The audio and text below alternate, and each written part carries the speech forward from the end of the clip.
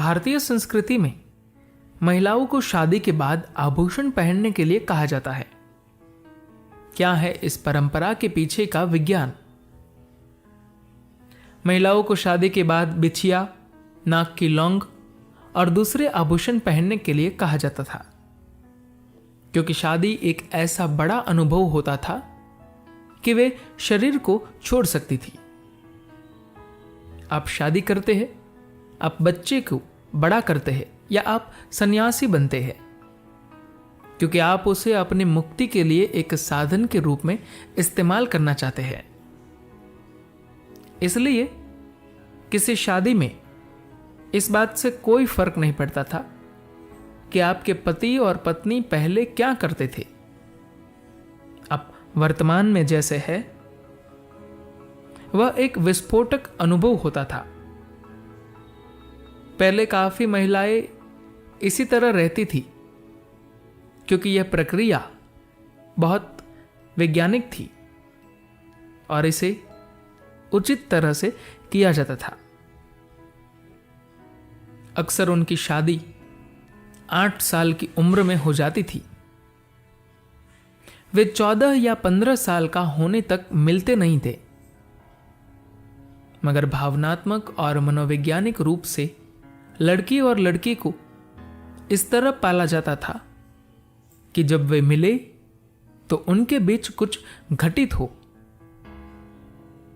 बच्चे के मन में वह एक बड़ी संभावना के रूप में विकसित होता था। आज के किशोर जैसा सोचते हैं, सिर्फ वही नहीं होता था। यह सिर्फ 2 शरीरों, मन या भावनाओं का मिलन नहीं था। 2 जीवन एक हो जाते थे। महिलाओं को शादी के बाद बिछिया, नाक की लौंग और दूसरे आभूषण पहनने के लिए कहा जाता था, क्योंकि शादी एक ऐसा बड़ा अनुभव होता था कि वे शरीर को छोड़ सकती थी। अगर आपके शरीर के कुछ खास अंगों पर धातु हो तो आप अचानक से अपना शरीर नहीं छोड़ सकती। यहां भी हम जब लोगों को गहन साधना के मार्ग पर डालते हैं तो हम उन्हें तांबे की अंगूठी देते हैं। हम उन्हें यह नहीं बताते थे कि यह किस लिए है, मगर वे मेरी अनुमति के बिना उसे हटा नहीं सकते थे।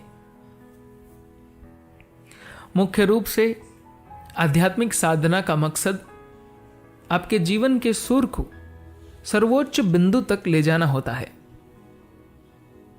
भावनात्मक और मनोवैज्ञानिक रूप से लड़की और लड़के को इस तरह पाला जाता था कि जब वे मिले तो उनके बीच कुछ घटित हो। यह ऐसा ही है कि जब वोल्टेज हाई होता है तो रोशनी तेज होती है।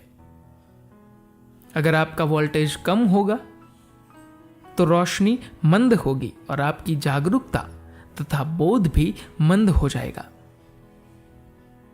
आप सिर्फ जीवित रहने की प्रक्रिया को जान पाएंगे। अब आध्यात्मिक साधना से आप उसे तेज करना चाहते हैं। जब आप एक खास बिंदु तक उसे बढ़ाते हैं, जब लोग बहुत तीव्र साधना करते हैं, तो इस बात की संभावना होती है कि वे अचानक शरीर से बाहर निकल सकते हैं। लेकिन यदि शरीर पर धातु हो तो ऐसी कोई चीज नहीं होती। धातु हमेशा उस प्रक्रिया को बाधित कर देती है, क्योंकि वह शरीर के साथ आपका संपर्क मजबूत करता है। खासकर तांबा, कुछ हद तक सोना भी ऐसा करता है। धन्यवाद।